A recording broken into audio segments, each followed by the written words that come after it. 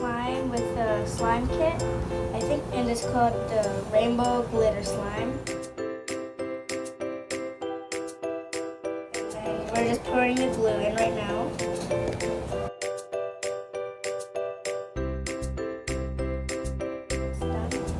And then we're gonna put the food coloring in.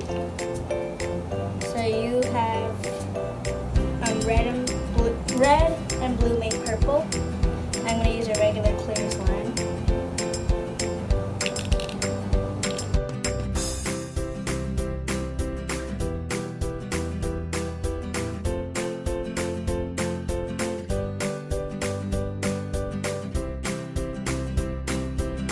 Now we're gonna put some purple glitter.